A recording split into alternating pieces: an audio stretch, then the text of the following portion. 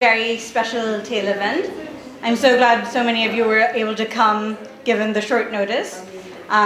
So the poster said that we'll have 2 tails, right, today? But actually we'll have 3.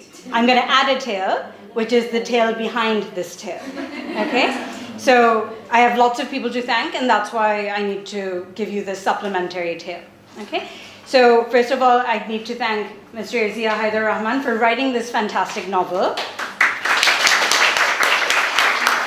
which then intrigued Fahmida Zaman, our graduate, so much that she contacted him, who then put her in touch with his agent, Mr. Charles Buchan. Is that how you pronounce his name?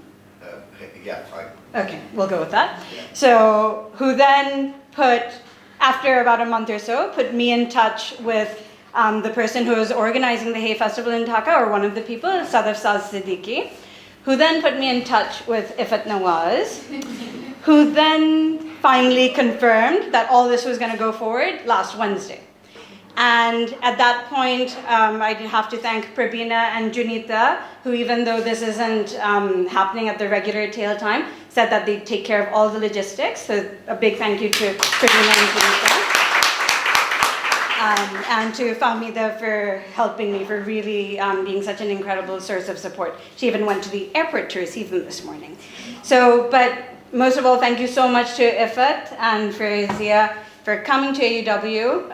Chittagong isn't, the easiest place to get to, but we're absolutely delighted to have you. So our first speaker is IFFAT, and as you saw from the posters, she has an incredibly versatile and diverse background. She's an environmentalist, she's a writer, she's an editor. Currently, she's the acting editor of the Arts and Letters supplement of the Dhaka Tribune. So let me not take up any more of our precious time with these 2 wonderful speakers. So let's all welcome IFFAT.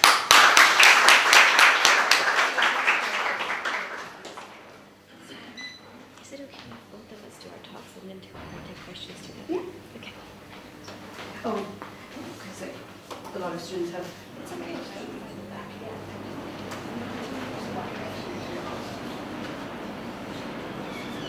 Hello. It's a pleasure, really a real pleasure to be here. I've never actually done a talk with students, so this is just a wonderful thing for me, even more wonderful for me than you probably. So it's been 3 days of Hay Festival, great to be in Chittagong. And now I will start with my tail talk, which starts back in 1978 when I was born. In Old Town Dhaka, in Gandaria, which used to be called Grandaria at some point and then changed into Gandaria. I was very embarrassed of the name growing up. It sounded not so posh as Wari or any of the other old town areas. But I had a fantastic childhood there with lots of sweet shops and blind believers and pujas and Eid. The traditions were very much part of that life.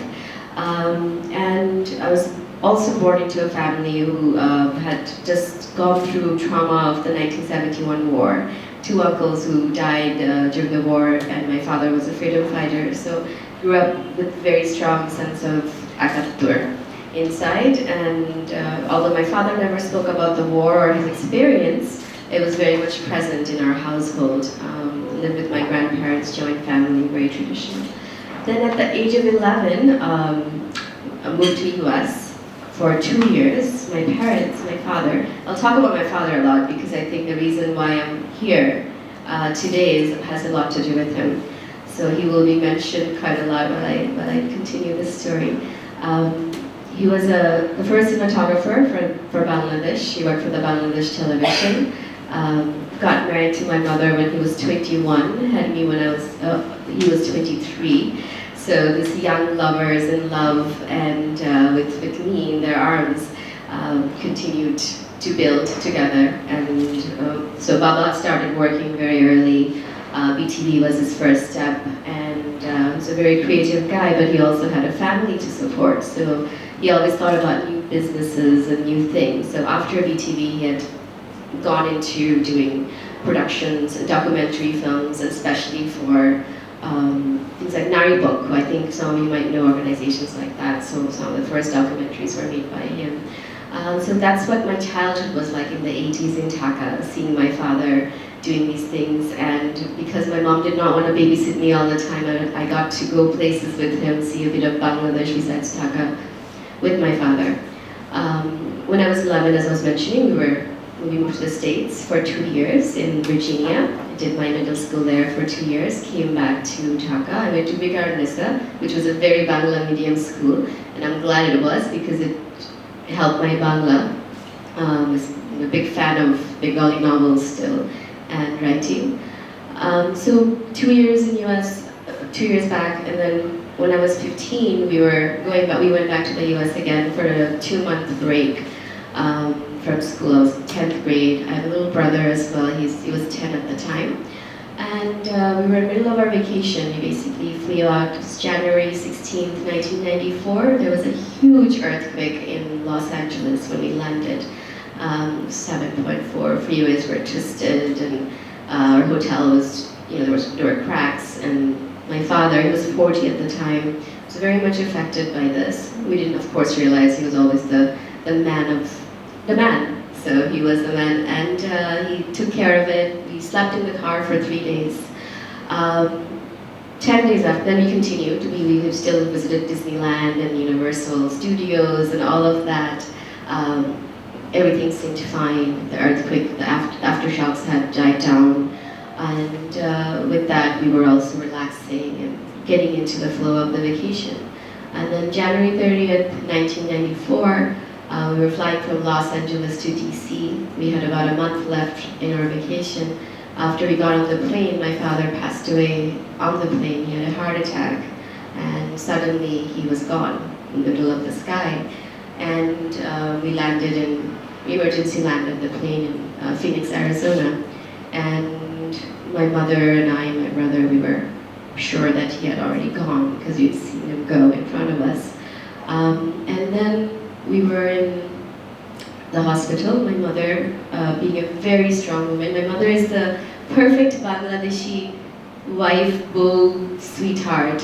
At the same time, she has this amazing strength of survival that I've seen through her, and I think the reason I have been able to do whatever I am, wherever I am. I always talk about my dad. I never mention my mother because she's still around and she's so supportive and sweet, but really, she's taught me to survive. So at that moment, I think it kicked in, and she decided she's not returning to Bangladesh. So our vacation became an exile. She wanted to stay back for me and my brother.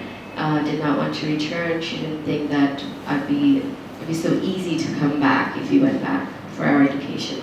So strictly for our education, we stayed back. And it wasn't a happy journey, and we can imagine it wasn't just a loss of a father, but then my brother and I, my mother had to also figure out a way to survive in this foreign land, which we knew a little, but not enough. And my father was the main decision maker of the family, so then we had to get all three heads together to figure out a way ahead.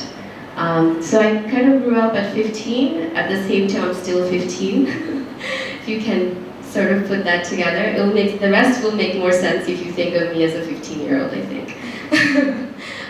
So then we, continued. My mother got a job within 3 months at a law firm, and she's still there. She just got an award 2 days ago from the law firm. She's had a good career there and grew a lot, and happy and appreciated for what she does. But a very humble and sweet lady, and she didn't want to return still. So 3 years down the line, I came back to Bangladesh in 1997. That was the first time after my father's death. I wanted to live here then, but of course I was going off to college, and I didn't know why I still wanted to be here. Of course, I always loved Dhaka. The 80s Dhaka was very different from, I don't know, Sarah might remember a bit, I don't know if Zia does, if he was here. It was a pleasant place to be. So when we returned in 97, it was still pleasant. Traffic jams were less. I saw my school friends, and they were having a life that I wanted. I thought I was going to have, and I never did have that life. So I felt jealous, and I wanted to be a part. But went off to college and had a great experience at the University of Maryland at College Park. I've always been an arts person, and I thought I was going to be a journalist before my father passed away. But then seeing my dad die in front of me, I wanted to be a doctor suddenly. I'm impulsive like that. So I had taken up science for the next 3 years, and math. I did love math. So I went in, instead of doing pre-med, I thought I would do bioresources engineering as a degree. Finished that, didn't love it, but it still got me an understanding of structure, education, and felt good doing it, finishing it, because I knew I wasn't going to be an engineer, but still, how do you, when you commit yourself to something, you know it might not be for you, but you still finish. I think there are situations that makes you do that, and I think my situation had that, because there's a scholarship involved, am I gonna pull out? I see my mother and my brother at home still. My brother is going to go off to college, so not putting that pressure. So in retrospect, it was a good decision, but no regrets for studying that. Then I went right into my master's. I studied environmental science and technology, same university, and I started also working at 23. And my first job was with actually a USAID project. And we were as a research fellow and analyst, and we were doing environmental assessment work in Uganda, Nepal, and Dominican Republic. And so I got to travel to 3 countries with them, and right then I knew my father also was a traveler. We traveled a lot, and we didn't have, I don't come from money, but there was a lot of traditions that came with my family, new and old, and one of them was traveling. So as soon as I got out again, I realized how much I had missed it. So then I just kept on looking for jobs that would get me to travel and meeting people and friends, and while I kept studying and working. So and when you look for things like that, it happens when you're open to it. So I got to travel a lot, and that was fun. So it was Europe and mostly Central and South America, not as much Asia. My mother was still scared to send me to Bangladesh alone, because I've always been, I want to go be there. But you can imagine being here by yourself and so forth. She was still I was ready to move back and work at some point to see it myself as an adult. And finally that opportunity, mid-career, I won't go into all the details of all the things I did and where I traveled to, but US did teach me how to be strong and how to be my own person, as much as, and Bangladesh raised me. That's what I think now after I moved here. So US kept me young and happy. I ran a marathon in 2007, got my scuba diving license, realized when I was a younger little girl here, I didn't walk a block alone. My grandmother was very worried about my skin color and my hair. I got my head shaved 7 times, had turmeric put on me to be fair and lovely. And then in the States, I realized that you can actually do anything with your body that you want to if you let your mind make yourself believe that you can. So the marathon was sort of a proof of that I could run that 26.2 miles. And then the scuba diving, I did not know how to swim, so teaching myself how to swim. So pushing those limits actually prepared me to come back here. I needed that much strength, I think, to prove myself that yes, if I can do these things, then I can live here alone. So in 2009, I got this opportunity for 3 months to work in North Bengal in the social enterprises study that I had to do with tatis and sweater makers in Gaibandha and Keshwarbari, Thakurga area. So I came to Bangladesh January 2009 and hopped in a Hanif bus thinking that, hey, I've traveled all over, I can do this, and I'm from this country. So put on my sari, took a night bus to Gaibandha, and people always talk about safety and security in this country and being an old woman, and I have to say, knock on wood, I have had a great experience. I mean, yes, it hasn't been easy, but taking chances like that, it works out if you're positive, I think. So 3 months here, I get hooked. I love it.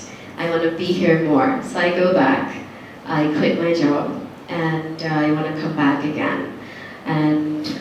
But how? And at that time, I was working as a lobbyist for the American Chemistry Council. They were not going to send me to Bangladesh anyway. So I looked for a job that might. slowly, or at least get on that track. So I joined another USAID project where I had more connections. Met this guy who was the chief of party for a project called Nishargo. I don't know if you guys have heard of this project. We worked in Chittagong a lot. So it's working with local communities of forest and wetland dependent areas and the government for nature conservation. So he was a colleague and a sort of a dotted line to him. And I was walking by his room one day and I saw Bangla Lekha, this Bangla word saying Nishargo Puribesh Bacha, and it was in the middle of DC. I was like, whoa, what is this?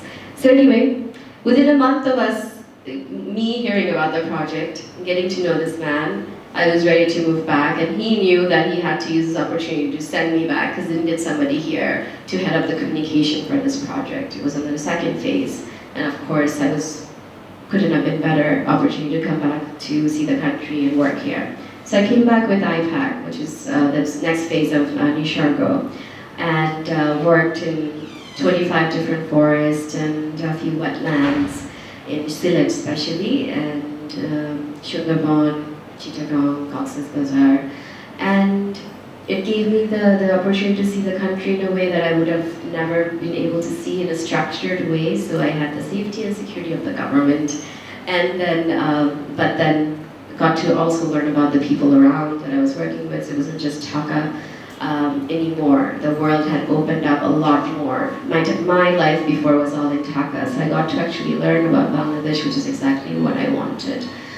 In the meantime, I haven't actually brought in the writing part, but in 2003 I started writing a column for the Daily Star.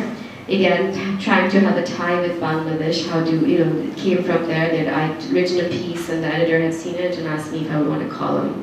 So I started writing this column called Under a Different Sky, and I continued it for the next 10 years. And, I talked about lots of different things. It was, I don't know if, we'll go into that. So that really got me thinking about arts again and writing again, which I had given up, or the thought of, I don't want to be a journalist, this is not my thing. So again, I was back into it. And when I moved back to Dhaka, the writing came more easily, and it continued to come more easily. And as I traveled, it also, the experiences also helped to process things, understand myself better. So earlier this year, in February, my contract ended with USAID, and I decided to dedicate some time to writing. So currently I'm working on a novel, and to do with a lot of things. I won't talk about that. The novel is that guy. Not even a sneak preview?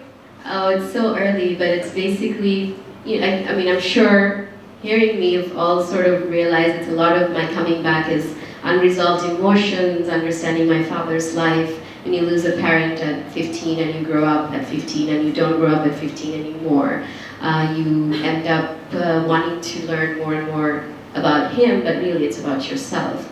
So I've realized through this travel and this work that I've been doing that I've been trying to live his life in some ways, see the things that he had seen and do the things and the kind of friends he had made, the photographers and the artists and whatever. So now when I got to that point, when I looked around and saw my world and it resembled so much of my father, that the world that he had built in, before we left forever, at that time, it felt like forever. So then it was easier to grieve him in his death. And so it took me 21 years to actually get to that point. But if it wasn't for coming back, being here, and really pushing through, you can imagine living here alone, finding an apartment, there are movies about that, right? Third person singular number, I think, or something like that. Somebody had recommended it to me. I have more interesting stories than that film, so maybe I'll make a film about it one day. But so it's been that journey, and where I stand now, as I was saying, doing some freelancing, so I'm working with Dhaka Tribune and the Daily Star. Didn't want to tie myself to anything but the novel for the moment, and it's really the novel is set in 1986, right before the Ershad elections, A Vietnam War veteran is here looking for his son, who has come to Bangladesh to explore the jute industry and gone missing. And he, of course, used to date a Bangladeshi American girl who's also here. The underlying theme that I'm trying to work with is growing up in households where one of your parents had been exposed to war, either fought in a war or was involved or exposed, and what that does to the generation after. So how do you transfer those emotions into your children without even talking about it? Because, like I said, my father never spoke of it, but it was very much present, and I know a lot of others like me. And I think, I used to say, enough about 71, but I realized that our story is actually different than 71, so I want to write the story of a second-hand war experience, and that's what I'm doing, and that's it.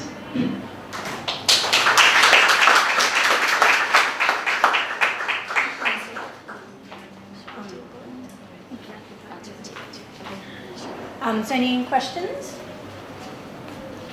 Maybe I could start. So would you mind sharing at least one of the experiences you had when you were looking for an apartment on your own? Sure. Okay. All right, so there, not that one. I was just telling him one that might not be, yeah.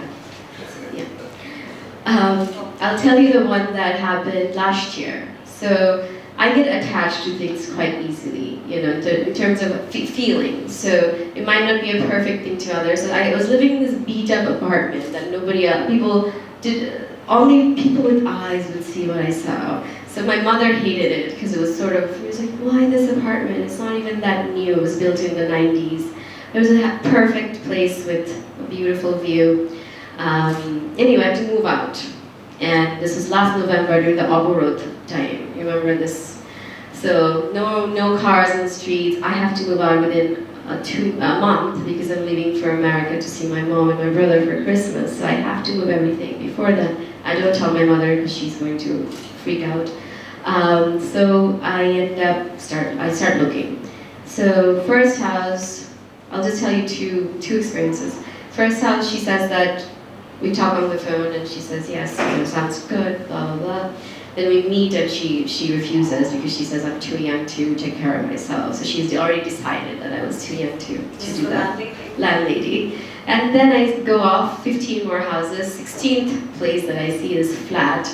And this man is very wary, of course. And, I'm actually walking around with my US passport because, to show that I actually am real. I'm not joking. I'm not making up a story. I didn't elope. I'm not running a brothel, whatever. So everything that's all been asked. So that's why I'm mentioning these things. So this guy, he's sort of interested. Maybe he'll give it to me. He'll think about it, all that. And I'm desperate at this time. I'm just, I really want the place. I like the place. It's a nice place. Lots of light. So then he calls my references. So I give him my references, calls all of them, and then he starts to believe that, yes, this is a legit thing. So he says, okay, I'll come tomorrow to your office and with the contract. Very happy. Comes to the office. He brings his nephew, who works for UNDP, USAID, UNDP, good match. So it was a bride viewing, basically. He wanted me to see if he clicked. So that was one of the stories where I didn't even understand it for about 10-15 minutes. Every question I was asked, I was like, oh, these are interviews for this reason. And then he asked for my mother's number. I even gave it to him. I'm like, oh yeah, sure, Ma. I didn't tell her about this journey, this search. Yet wait till you call her. I'll tell her once I sign the contract. He doesn't let me sign the contract. Then he goes off, and then he calls my mother that night. I'm thinking it's done. We are good. Calls my mother. Or the apartment? The apartment. I didn't think about the wedding. When I was telling a friend, they were like, seemed like it was something like that. I was like, no, don't think so. Don't be so cynical. And then calls my mother up 7 a.m. in the morning.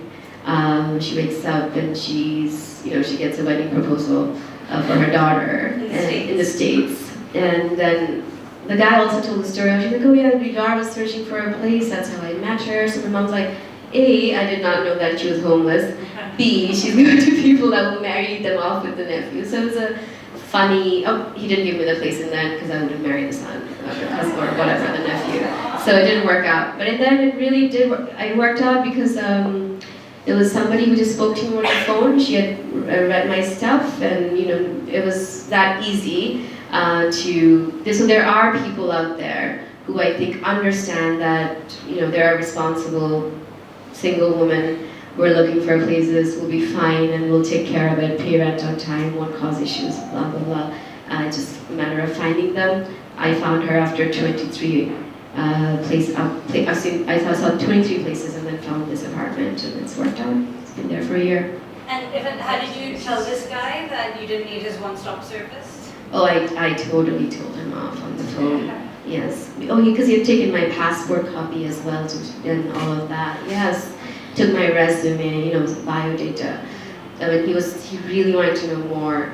And then he kind of stopped me. I said, return my stuff right now. I want it back.